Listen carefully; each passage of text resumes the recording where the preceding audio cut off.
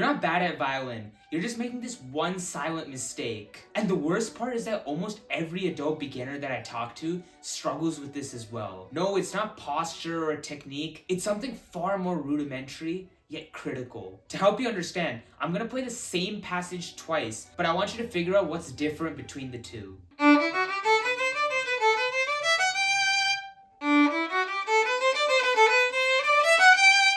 Apart from wearing the sexy glasses in the second time through, the difference was mainly that my tempo was inconsistent in the latter attempt. And not to sound dramatic, but if you keep practicing like this, you're literally rehearsing bad playing. So in this video, I'm gonna show you the exact system that I use with my students to fix their shaking tempo so that you sound grounded and much closer to the sound that you desire. And by the way, if you want a free practice pack that goes deeper into this subject, check out the second link in the description. It'll save you hours. Before we start delving into how to fix an inconsistent tempo, we need to figure out why it even happens. When I started learning violin, I felt like music just wasn't for me. I knew the notes, but my tempo kept speeding up or slowing down, and it just made everything sound messy. Things felt impossible, like no amount of practice would ever fix it. I had an audition for the orchestra that I really wanted to get into, and frustration really started to set in. Fast forward to the day of the audition. I'm at the practice room minutes before my slot. My heart is racing, my palms are sweaty, and I've got this weird sensation in my stomach like I was gonna get sick. And as I stood there anxiously, not knowing what I was gonna play, out of nowhere, I heard the words, "Sugar Daddy." And not just like Sugar Daddy, it was in this rhythmic style, like "Sugar Daddy, Sugar Daddy, Sugar Daddy, Sugar Daddy." Completely baffled, I turn around and see this audition candidate chanting this while he was practicing. So I went up to him and asked, "What the hell are you doing?" And he tells me that to keep himself in tempo, he was dividing up the word "sugar daddy" for an even internal subdivision so that he doesn't speed up or slow down. And in the coolest voice ever, he says to me, "Trust, it works." I walked into that audition expecting my tempo to fall apart as always, but for the first time, it didn't. The next week, I received an email confirming my spot in the orchestra. The reason for your inconsistent tempo is because you have an uneven internal subdivision.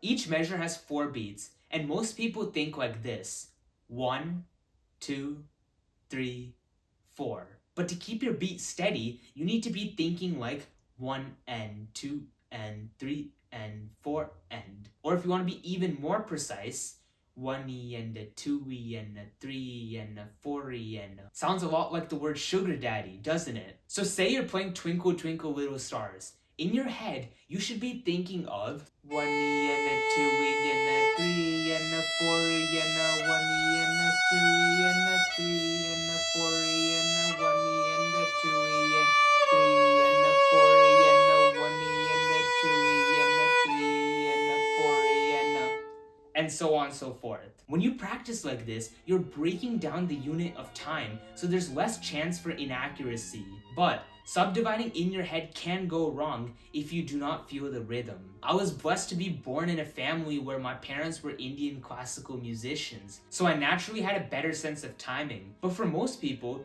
getting a hold of the rhythms can be difficult.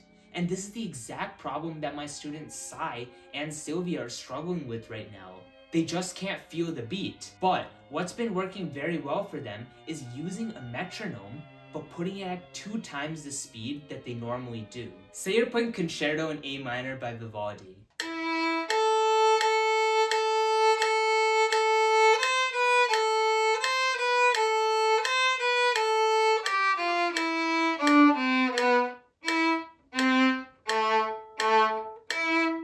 There's really nothing wrong with setting the metronome up like this, but sometimes people have the tendency to supersede the metronome and move forward, and things don't always line up. But what my students do is set the metronome at 2 times the speed. Right now it's at 85 beats per minute, so we want to set it at 170. But this is now the 8th note subdivision.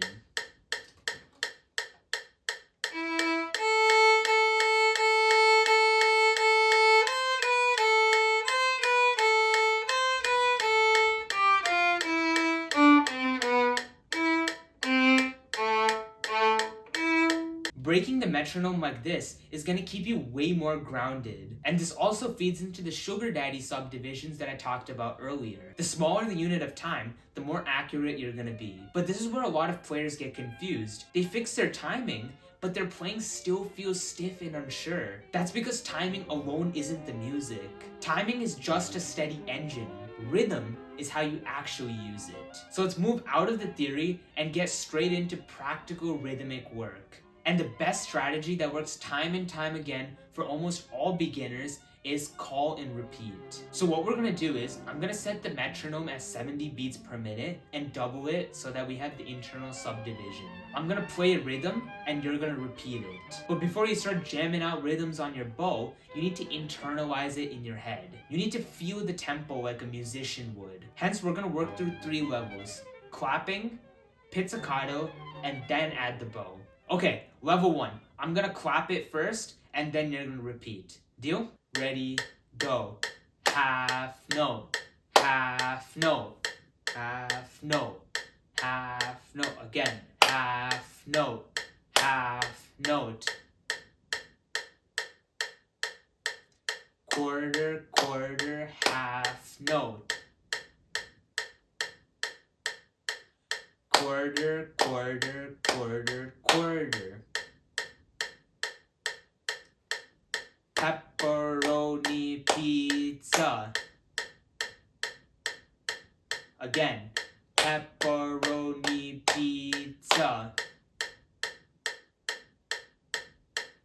Long, short, short, long, short, short. Short, short, long, short, short, long. Short, short, long, long, short, short. Short, short, short, short, short, short, long.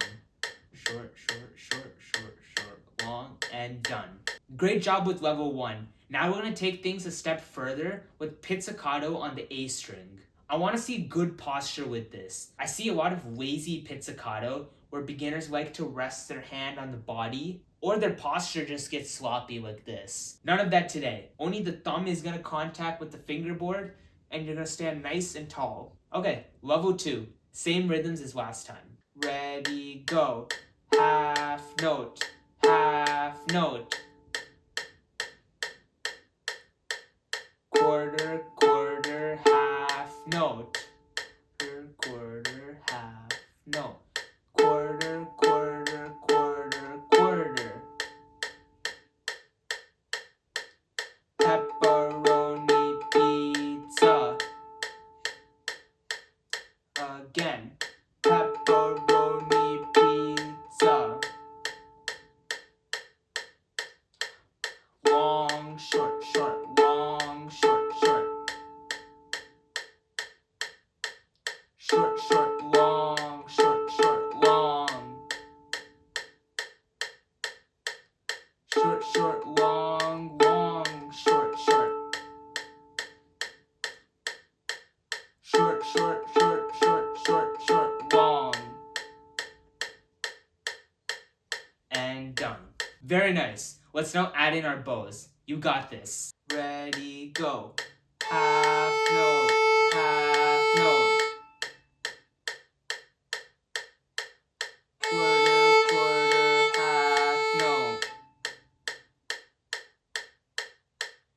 Quarter, quarter, quarter, quarter. Pepperoni pizza. Pepperoni pizza. Long, short, short, long, short, short.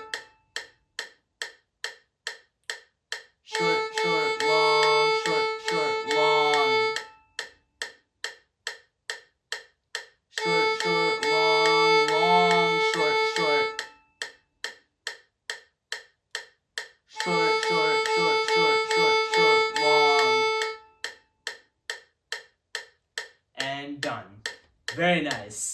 But here's the thing, even if you try all of this, you probably still hate the sound that comes out of your instrument.